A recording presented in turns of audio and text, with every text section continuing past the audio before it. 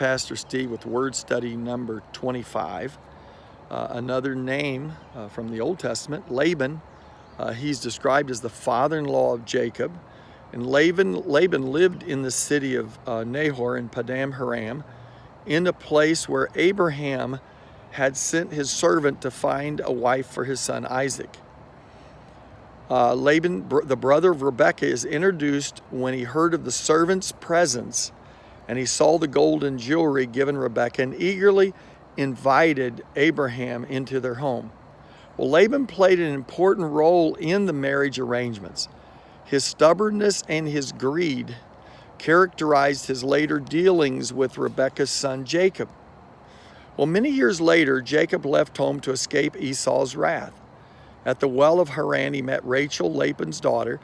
Laban promised her to his nephew Jacob in return for 7 years of labor from Jacob. Well, Laban consequently dealt with Jacob with deception and greed. He gave him the wrong wife, and then he forced him to work 7 more years for the original wife that he wanted, and then another 6 years for his possessions that he'd really earned.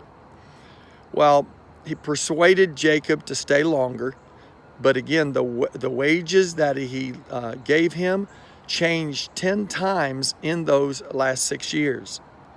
Well, when family situation became tense, Jacob quietly left with his wives, children, and possessions, only to be pursued by Laban. Laban and Jacob eventually parted on peaceful terms, but they heaped up stones as a mutual testimony that they would have no further dealings with each other.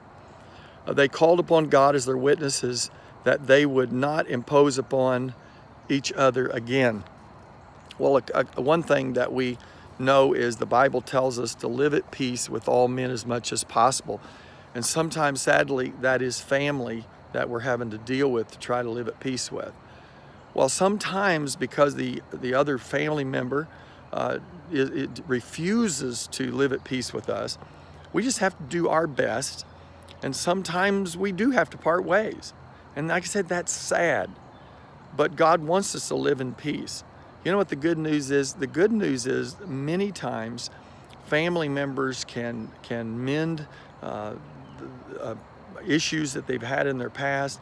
They can be at peace with one another. They can love one another, and they can move on. And I hope that's the case with you. God bless.